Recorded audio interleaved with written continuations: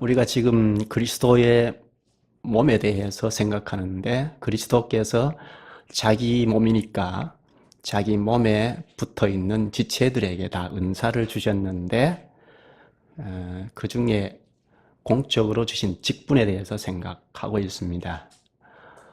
지난 2시간 목사에 대해서 생각했고 지난 시간에는 장로에 대하여 생각했습니다.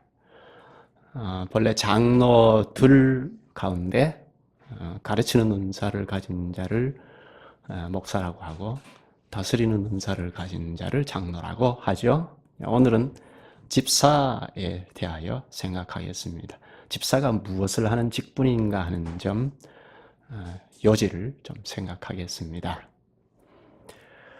집사란 본래 종이 주인의 식탁에서 시중 드는 데서 나온 말입니다. 식탁 봉사에서 나온 말입니다. 식탁 봉사자 혹은 시중 드는 자 혹은 일꾼이라는 말로도 번역할 수 있습니다.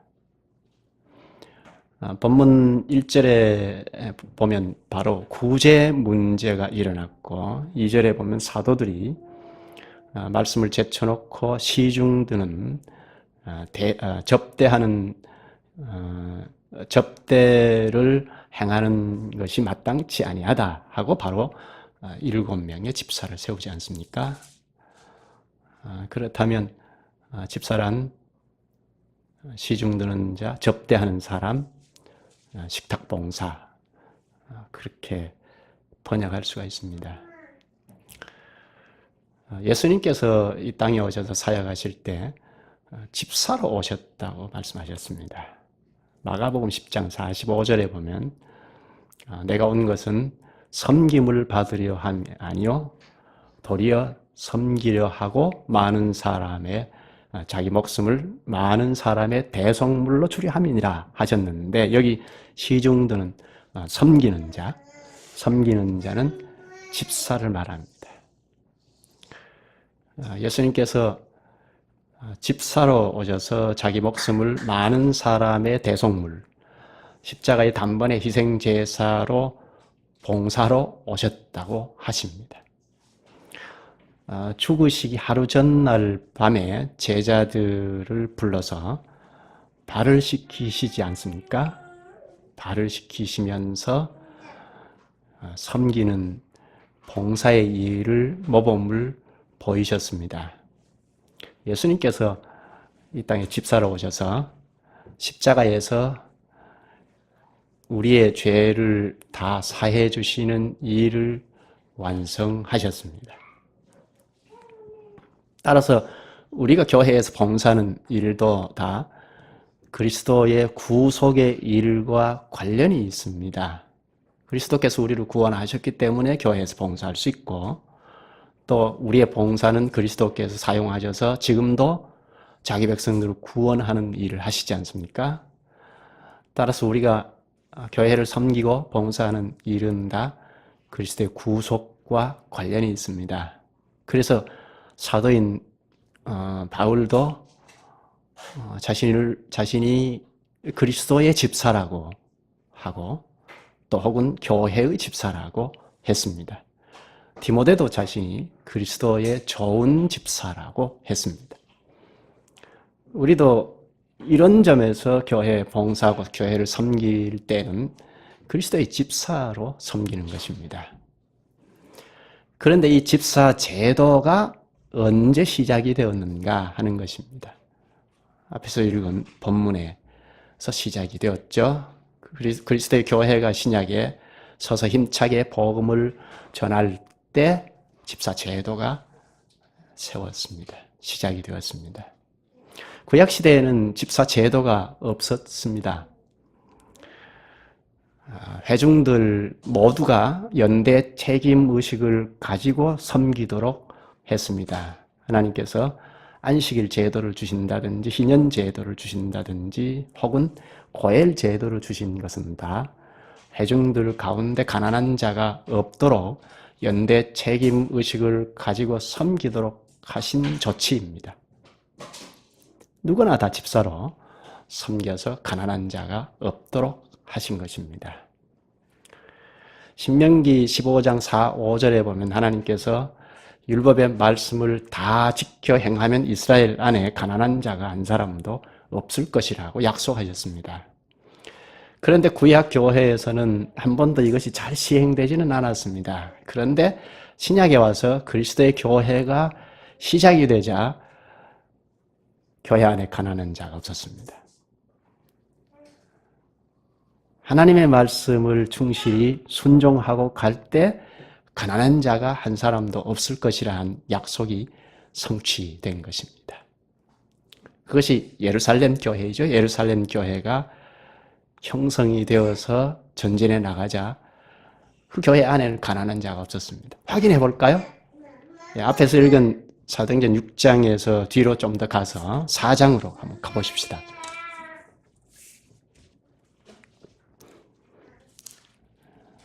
4장으로 가서 32절부터 보시죠. 믿는 무리가 한 마음과 한 뜻이 되어 모든 물건을 서로 통용하고 자기 재물을 조금이라도 자기 것이라 하는 이가 하나도 없더라. 사도들이 큰 권능으로 주 예수의 부활을 증언하니 무리가 큰 은혜를 받아 그 중에 가난한 사람이 없으니 이는 밭과 집 있는 자는 다 팔아 그 판 것의 값을 가져다가 사도들의 발 앞에 두매 그들이 각 사람의 필요를 따라 나누어 줌이라. 34절에 그 중에 가난한 사람이 없으니 하죠. 그리고 35절에는 자기 것을 다 팔아서 사도들의 발 앞에 두었다고 합니다. 한 마음과 한 뜻이 되어 모든 물건을 서로 통용하고 자기 것을 한 사람도 자기 것이라 하지 않았다고 하고 그리고 부동산을 다 팔아서 사도들 발 앞에 두었다고 합니다. 그래서 가난한 사람이 한 사람도 없었다고 합니다. 구약의 하나님께서 말씀을 다 지켜 행하면 공동체 안에 가난한 자가 없을 것이라고 하신 약속이 성취되었죠. 예루살렘 교회 안에는 가난한 사람이 없었습니다. 이렇게 된 원인이 어디에 있습니까? 33절에 보면 예수님의 부활을 듭니다. 사도들이 그리스도의 부활을 전했습니다. 그 말씀을 들은 교인들이 은혜를 받았고 재물에 대한 인식이 달라졌습니다. 그래서 교회의 필요를 위하여 자기 재산을 다 팔아서 사도들 앞에 내놓았습니다. 사도들이 자선사업을 한 결과가 아니죠. 그리스도의 복음, 부활의 복음을 전했습니다. 그런데 교인들이 은혜를 받고 생명이 재물에 있는 것이 아니구나. 재물이 많은데 우리의 생명이 있는 것이 아니구나 하고 깨달았습니다. 그래서 전부 자발적으로 하나님 앞에 바쳤습니다. 그래서 가난한 사람이 없었다고 합니다. 또 여기 구제의 일인데 이것을 개인적으로 구제한 것이 아니죠. 교회적으로 직분자를 통하여 구제했죠. 교회적으로 구제했습니다. 개인적으로 구제하지 않고 교회적으로 구제한 까닭이 무엇이죠? 개인적으로 하면 어떻게 되죠? 구제한 사람들이 드러나죠. 그런데 사도들이 전한 복음의 말씀만 드러나게 하려고 교회적으로 직분자를 통해서 한 것입니다. 구제는 그렇습니다. 교회 구제는 개인적으로 하는 것이 아닙니다. 교회적으로 하는 것입니다. 그럴 때 교회의 하나님의 말씀이 왕성해지는 것입니다. 사람이 드러나지 않는 것입니다. 사도의 지도를 따라서 구제했을 때 교회의 말씀이 더 강력해졌습니다. 그래서 주께서 구원받는 사람을 날마다 더하게 하셨습니다.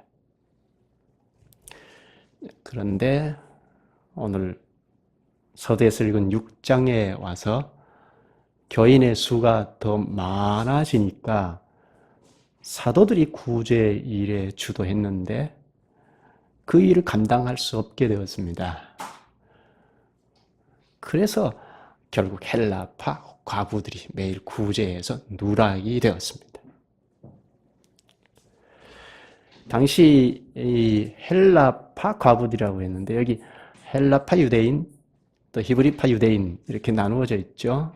헬라파 유대인이라는 것은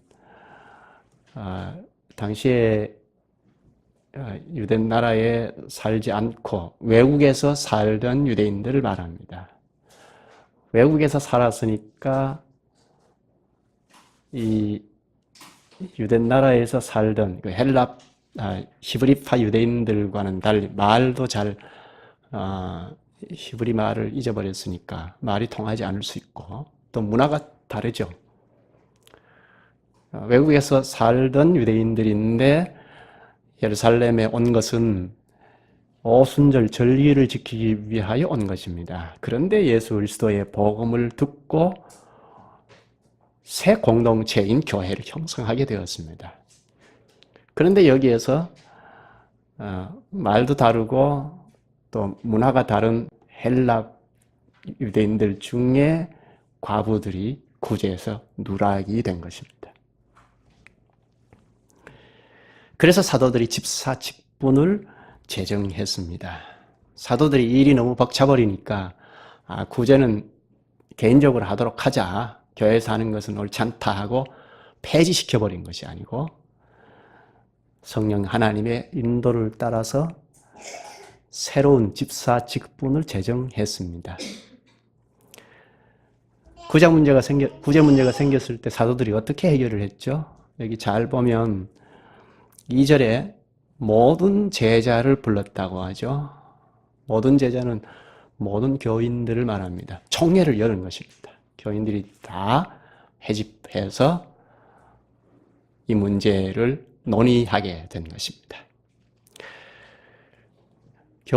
사도들이 교우들과 함께 해결책을 찾았습니다.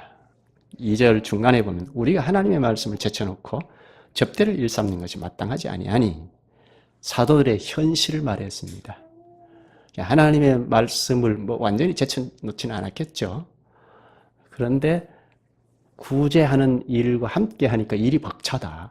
이건 도무지 할 수 없는 일이다. 이렇게 되면 하나님의 말씀을 집중하는 일에 자꾸 시간이 빼앗긴다 하고 현실을 말했습니다. 그리고 3, 4절에 형제들아 너희 가운데서 성령과 지혜가 충만하여 칭찬받는 사람 7을 택하라. 우리가 이 일을 그들에게 맡기고 우리는 오로지 기도하는 일과 말씀 사역에 힘쓰리라. 하나님의 말씀을 소홀히 할 수 없다는 현실을 말했고 기도와 말씀 봉사에 전무하겠다고 하면서 집사 직분을 전에는 없던 제도인데 집사 직분을 제정할 것을 제안했습니다. 여기 4절 끝에 보면 말씀 사역이라고 했죠. 사역은 봉사를 말합니다. 또 1절에 나오는 구제에도 봉사입니다. 구제나 사역이나 같은 봉사인데요. 사도가 하는 말씀 봉사나 집사가 하는 식탁 봉사는 짝을 이룹니다. 목사가 하는 일이 무엇인지를 생각할 때 언급한 것 같은데요. 목사도 식탁 봉사자라는 말을 한 것 같은데 집사도 마찬가지로 식탁 봉사자입니다. 사도들 그리고 말씀 사역자인 오늘날 목사도 식탁 봉사인데 신령한 양식을 공급하는 식탁 봉사자이고 집사는 육신적인 양식을 봉사하는 식탁 봉사자입니다. 이것이 짝이 됩니다. 육체적인 것은 그냥 세상 것이고 그렇지 않고 신령한 양식인 말씀 봉사자와 같이 육체 구제하는 일도 말씀 봉사입니다. 식탁 봉사입니다. 구제는 본래 사도들이 했던 거죠. 사도들이 여럿이니까 12명이나 되니까. 그런데 일이 벅차니까 집사를 세워서 물려주었죠. 따라서 집사 직분은 사도들이 행했던 것을 물려받은 직분이기 때문에 영광스러운 직분입니다. 집사의 일이 무엇이냐? 여기서 잠깐 언급하면 한마디로 식탁 봉사입니다. 단순한 식탁 봉사가 아니고 사도들이 기도와 말씀에 충실하도록 세운 직분입니다. 집사의 일은 결국 말씀 사역을 돕는 일입니다. 따라서 말씀 사역자와 동력자입니다. 말씀 사역자를 잘 도와서 구제하는 것이 집사가 하는 일이죠. 구제의 일은 그 대상은 과부이죠. 여기 헬라파 과부들인데 구약교회에서부터 구제의 대상은 늘 사회적인 약자였습니다. 대표로 과부, 고아, 그리고 피해를 보는 사람들, 연약한 사람들입니다. 대표로 과부를 말했습니다. 신약의 디모데전서 5장 3절에 보면 참 과부인 과부를 존대하라 합니다. 참 과부를 말했습니다. 참 과부가 누구냐? 그 다음 9절, 5절에 보면 참 과부로서 외로운 자는 하나님께 소망을 두어 주야로 항상 간구와 기도를 하거니와. 참 과부는 하나님께 외로운 자인데 하나님께 소망을 두어 주야로 항상 간구와 기도를 하는 자라고 하죠. 그런 과부를 살피고 도와주라고 합니다. 이게 교회에서 하는 일입니다. 교회는 외로운 사람, 고립된 참 과부를 도와야 합니다. 그런데 그런 일을 잘 하기 위하여 집사 제도를 뒀습니다. 집사가 그 짐을 다 떠안고 가는 것이 아니고 전면에서 구제 대상을 분별하여 교회의 도움을 청하여 교회가 구제하도록 하는 직분입니다. 그러기 위하여는 분별력이 있어야 하죠. 누가 참 과부인지 분별력이 있어야 하죠. 단지 가난하다는 이유만으로 구제할 수는 없습니다. 데살로니가 후서 3장에 보면 게으르고 나태한 사람은 도우면 안 된다고 합니다. 누구든지 일하기 싫어하거든 먹지도 말게 하라 합니다. 3장 12절에 가면 조용히 일해서 자기가 먹을 것을 벌어서 먹도록 하라. 그렇게 권면하라 합니다. 이러한 것이 집사는 잘 알고 가난하지만 이렇게 독려하고 해야 할 사람인지 아니면 구제할 사람인지 분별할 수 있어야 하죠. 그래서 사도들은 집사의 자격을 여기서 언급하는데 한번 보시죠. 3절에 보면 형제들아 너희 가운데서 성령과 지혜가 충만하여 칭찬받는 사람 7을 택하라. 일을 잘하는 사람을 택하라 하지 않죠? 성령과 지혜가 충만하여 칭찬받는 사람을 택하라 합니다. 이것은 사도들이 모든 교우들을 불러서 제안한 것입니다. 성령과 지혜가 충만하고 칭찬받는 사람을 택하라. 이렇게 제안을 받은 교우들은 기뻐하면서 성령과 지혜가 충만한 사람을 택했습니다. 따라서 첫 번째 집사는 성령과 지혜가 충만한 사람이어야 하죠. 구제를 하려면 재정에만 밝으면 됩니까? 그건 중학생 정도만 되면 잘합니다. 재정 출납은 중학생만 되면 잘합니다. 성령과 지혜가 충만한 사람이어야 한다고 합니다. 성령 충만한 사람은 어떤 사람인가요? 성령은 하나님이시죠. 그러면 하나님의 지배를 잘 받는 사람, 하나님께 순종하는 일에 여지를 두지 아니하는 사람이죠. 어렵지 않죠. 성령 충만한 사람은 우리가 하나님의 자리에서 생각하고 말하고 행동할 수 있는데 우리가 자연인으로 이방인으로 태어나서 그리스도 안에 들어왔으니까 이방인처럼 그냥 무의식 중에 상식적으로 생각하고 말하고 행동할 수 있는데 그렇지 않고 하나님께서 가르친 말씀의 지배를 받아서 그 말씀을 따라서 생각하고 말하고 행동하고자 한다는 겁니다. 그러면 성령 충만합니다. 그리고 지혜가 충만한 사람이라고 합니다. 본문에서 보면 먼저 매일 구제에 빠진 원인이 무엇인지 파악해야죠. 왜 헬라파 과부들이 구제에 빠졌는지 파악을 해야죠. 이것은 헬라파와 히브리파의 갈등이 일어난 문제입니다. 그 원인이 무엇인지 파악해야죠. 서로 말이 언어가 다르니까 말이 안 통해서인지 아니면 문화가 달라서인지 아니면 신앙의 문제인지 그런 것을 잘 분별할 수 있어야죠. 그래서 문제는 복음의 말씀으로 그 문제를 풀 수 있어야 합니다. 말씀으로 문제를 풀지 아니하면 임시방편이죠. 그런 점에서 지혜가 있어야 합니다. 지혜는 하나님의 말씀에서 오니까 그렇습니다. 성령과 지혜가 충만한 집사들의 봉사로 말미암아 교회가 잠잠하게 되었습니다.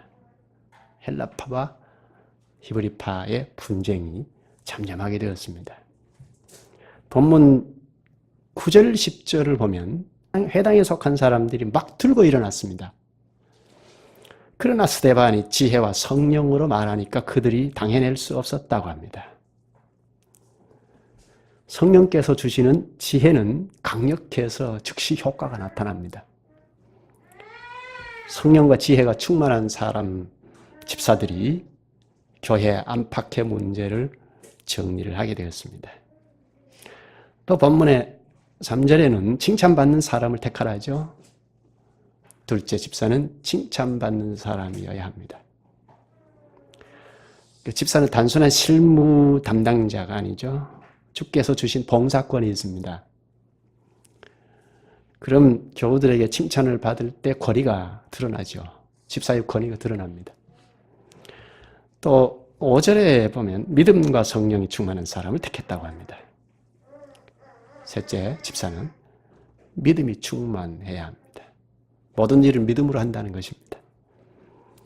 구제 문제도 믿음으로 하지만 모든 일을 믿음으로 한다는 것입니다. 7 집사는 믿음으로 구제의 일을 잘 감당했습니다.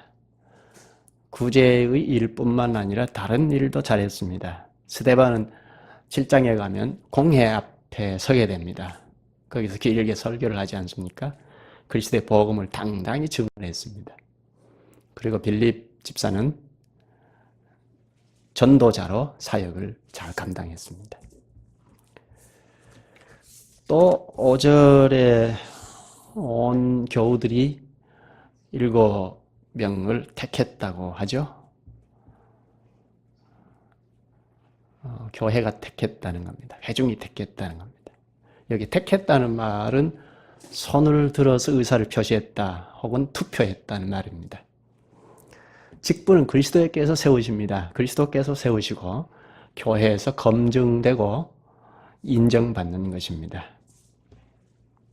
디모데전서 3장 10절에 보면 먼저 시험하여 보고 그 후에 책망할 것이 없으면 집사의 직분을 맡게 할 것이요 합니다.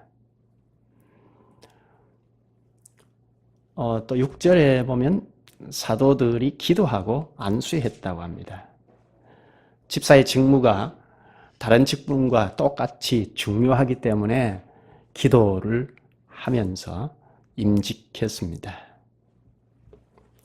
집사들이 교회에 봉사한 결과 어떻게 되었습니까? 장성했다는 말을 합니다. 사도들은 이제 동력자가 있으니까 구제하는 일은 다 맡기고 기도하는 일과 말씀 봉사하는 일에 전력할 수 있죠. 그 결과를 7절에 말합니다. 하나님의 말씀이 점점 왕성하여 예루살렘에 있는 제자의 수가 더 심히 많아지고 허다한 제사장의 무리도 이 도에 복종하니라. 구제 봉사 때문이죠.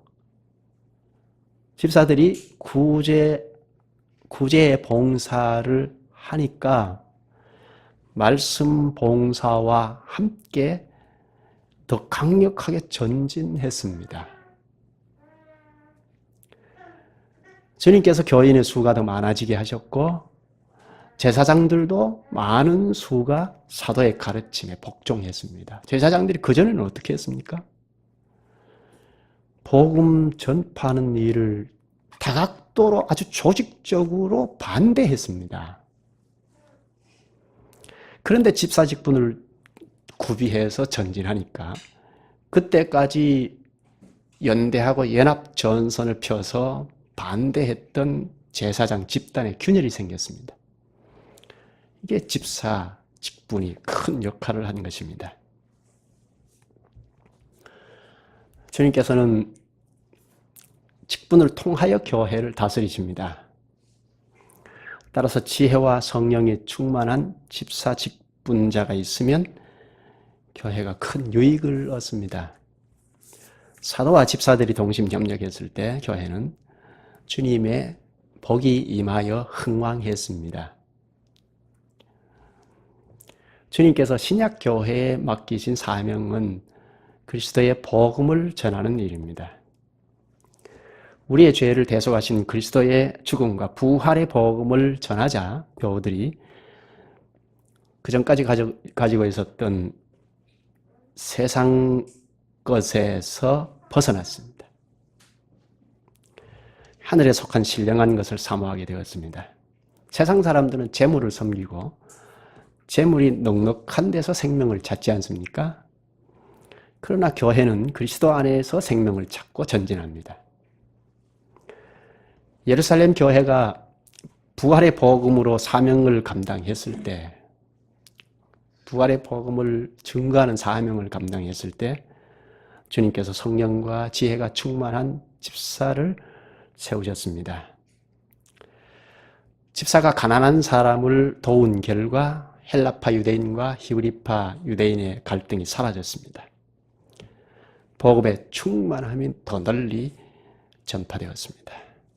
말씀 봉사하고 구제 봉사가 잘 드러날 때 교회는 흥왕하며 전진했습니다.